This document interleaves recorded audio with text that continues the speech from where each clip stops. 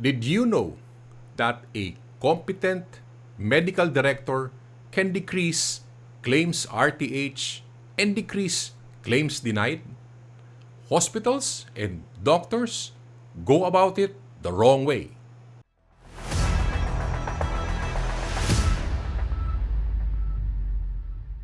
By the end of this video, you will discover that an efficient medical director plays a big role in decreasing claims denied, decreasing claims return, and prevent claims going to legal.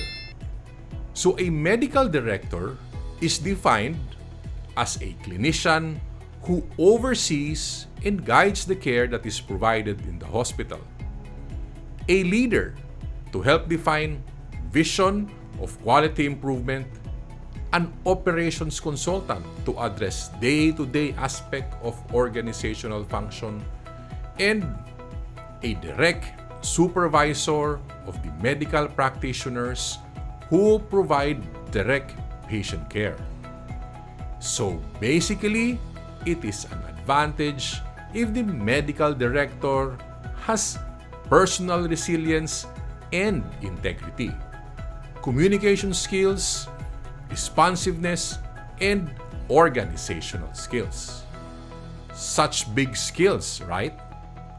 Now, in my previous video, I have stated that one of the problems in claims processing are doctors.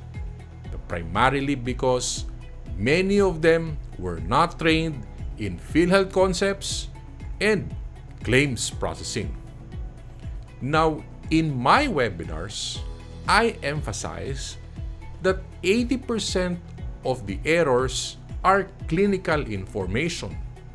Naturally, the source of this information are clinicians. Now, if that is the case, you need to inspire and train clinicians on how to be PhilHealth compliant. Friends, the three major roles of medical directors in hospital PhilHealth claims are the following. Medical director as a champion on PhilHealth rules and concept. Foremost, a medical director must inherently be a champion on PhilHealth rules and a champion on PhilHealth concepts. This means a medical director has better knowledge on PhilHealth compared to all other doctors.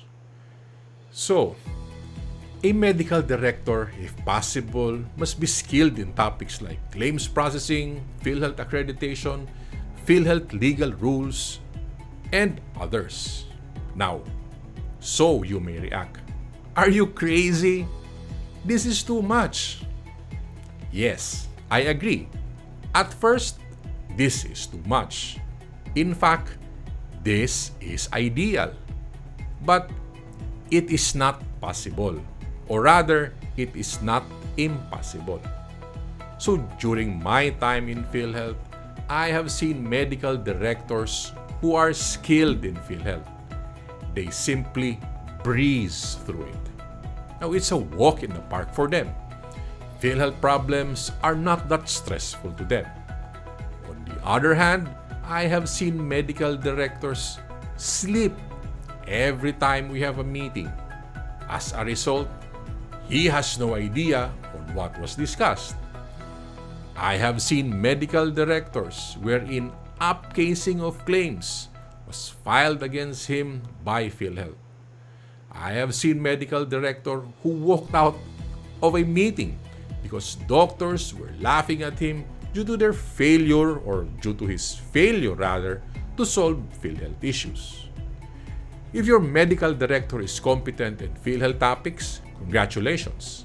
If your medical director is not skilled on this, he needs to be trained and be skilled on PhilHealth concept. Having authoritative knowledge on PhilHealth leads to fast, innovative analysis on PhilHealth problems, leads to factual strategic thinking and decision-making, all resulting to clean claims. Now, the next important role is the ability to unify and lead doctors.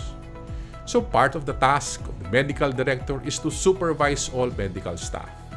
A competent medical director has the ability to unify and lead the staff. A PhilHealth claim is 80% clinical information. It comes from doctors. Most errors in clinical claim are clinical in nature. It involves unclear chief complaint, inaccurate history and physical exam.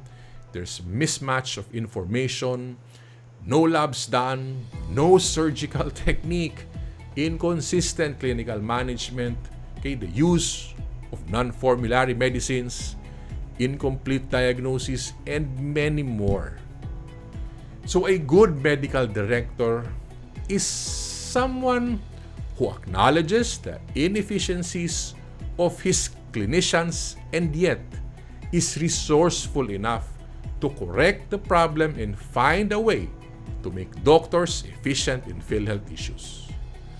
So this type of medical director has charismatic skills that unite the doctors. They inspire their doctors to transcend from inaccuracy or mistakes and proceed to harmonious learning. So these traits transform problematic claims into clean claims. I have seen doctors become medical directors due to seniority, not due to competency. So they are the ones who have many problems in claims processing. So I have seen medical directors who are efficient leaders or managers. They earn the respect of doctors, nurses, and even PhilHealth regional offices.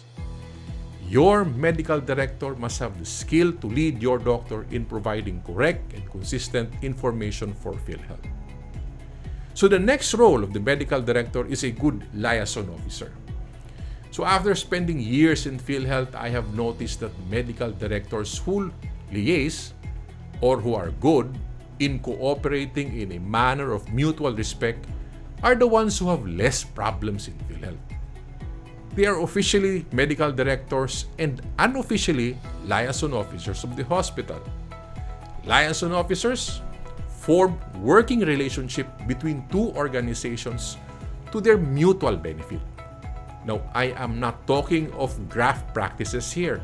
These are pure liaise functions.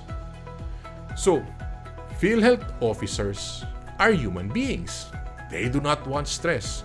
They do not want to file cases. They do not want a cat and mouse relationship. Just like everybody, they want to go home to their families and live peaceful lives. If there are problems with healthcare providers, they are open to negotiations. They are open to discussions aimed at reaching an agreement. Of course, all are within the boundaries of the law. Now, I have several clients after months of negotiation with PhilHealth was able to save multi-million pesos worth of claims. Let's face it, many providers have problems that are doctor-induced. Some are intentional, others are not. So a good medical director has a great potential in mitigating problems. However, there is one challenge here. Most medical directors do not know how to form working relationship with PhilHealth officers. Many hospital leaders see this as implicit prohibition of some rules or culture.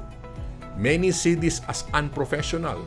Others even say it promotes graft and corruption. So personally, these prohibitions and unprofessionalism is incorrect. Many do not want to get out of their comfort zone.